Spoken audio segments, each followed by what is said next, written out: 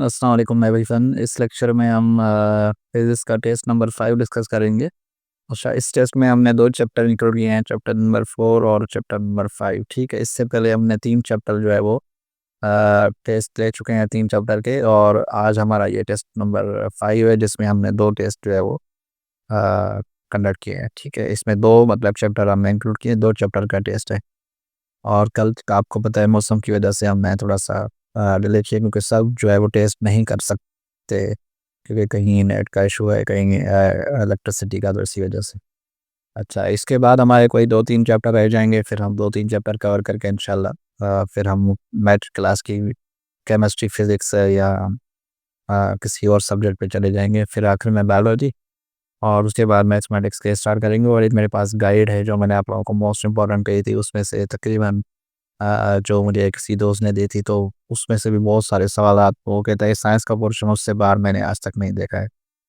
तो इंशाल्लाह वो भी स्टार्ट करेंगे, तो चलिए शुरू कर लेते हैं। पहला एमसीक्यू हमारे पास है, the force of attraction between two masses is called, तो ये ग्रेविटेशन फोर्स है, ठीक है। क्वेश्चन नंबर 2 हमारे पास है, the universal gravitational constant was first determined by, तो ये हेनरी कैवेंडिश था जिसने फर्स्ट यूनिवर्सल ग्रेविटेशन कांस्टेंट दिया है। क्वेश्चन नंबर 3 हमारे पास है, the gravitation force between two object depends on, तो ये आपका डिपेंड करता है मास और डिस्टेंस पे, ठीक है।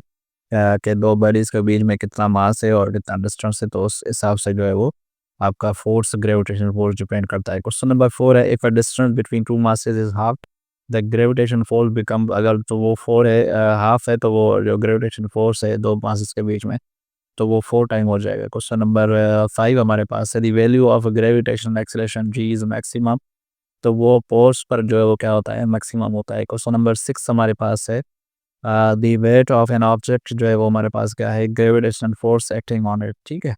ऑप्शन बी जो है वो राइट आंसर है। क्वेश्चन नंबर 7 हमारे पास है, तो एसआई यूनिट ऑफ वेट, ये तो आप लोगों को पता है कि न्यूटन है, क्योंकि वो वेट जो है वो फोर्स है, ग्रेविटी फोर्स है।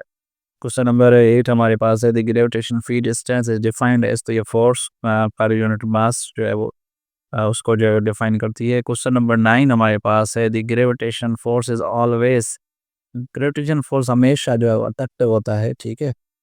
न्यूट्रल नहीं होता, रिपल्सिव नहीं होता है, वो ग्रेविटेशनल अट्रैक्टिव होता है। क्वेश्चन नंबर 10 हमारे पास है, the value of g on the moon, तो याद रखने जगह मून पे जाएंगे तो वैल्यू ऑफ जी जो है 1/6 टाइम जो है वो क्या हो जाता है, कम हो जाता है। अगर आपका वेट है फर्ज करें 48 के जी है, तो वो आपका 1/6 से मल्टीप्लाई करेंगे, जो भी होगा तो वही हो जाएगा। क्वेश्चन नंबर 11 हमारे पास है, the unit of gravitational constant v जो है newton metre per kilogram square. Question number 12 है, द वैल्यू ऑफ जी जो है हमारे पास 6.67 इंटू 10⁻⁻11, मतलब 10⁻⁻11, और आगे जो है मीटर मीटर स्क्वायर और किलोग्राम स्क्वायर, ये कैपिटल जी का वैल्यू है। स्मॉल जी का वैल्यू आप लोगों को पता है 9.8 होता है। The value of g decreases with increase in altitude, मतलब जो ग्रेविटी फोर्स है, स्मॉल जी का जो वैल्यू है, जैसे जैसे ऊपर जाएंगे, एल्टीट्यूड पे जाएंगे, हाइट पे जाएंगे, तो वो कम होता जाता है, ठीक है।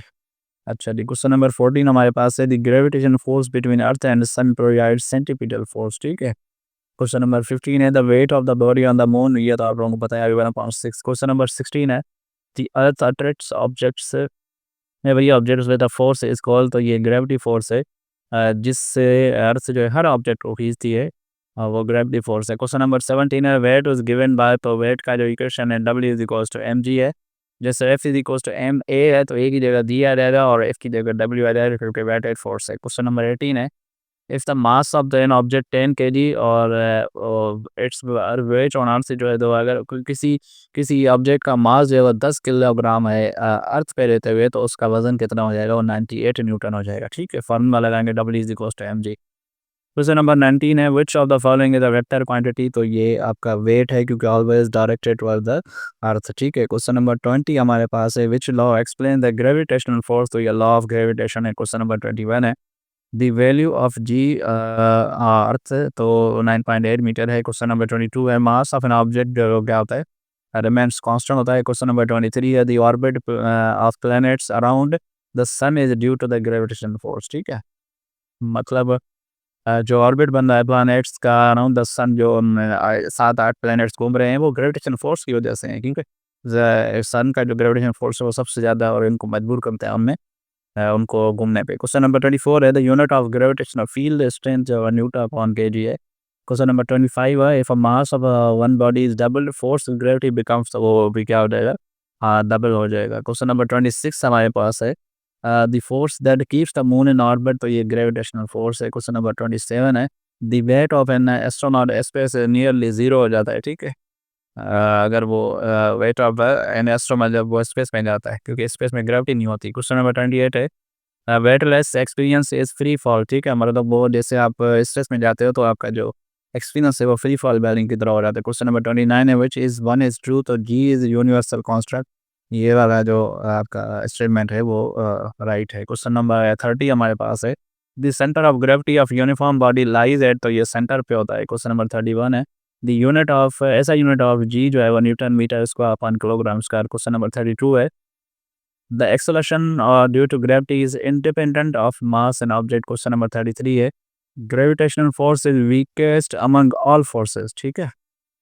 क्वेश्चन नंबर 34 हमारे पास है कि the value of g at earth centre, तो वो ये जीरो हो जाता है, ठीक है। क्वेश्चन नंबर 35 है, if earth mass increase weight of an object, तो ये इंक्रीज होता है। क्वेश्चन नंबर 36 है, gravitation force is inversely proportional to distance के इन्वर्सली प्रोपोर्शनल होता है, जिसको हम आर स्क्वायर कहते हैं, one upon r square. Question number 37 है, satellite revolve around the earth due to gravitational force. Question number 38 है, the mass of earth is about 6.6 into 10 power 24 के जी, जो है ये मास ऑफ अर्थ है, मतलब अर्थ का जो वजन है, ठीक है।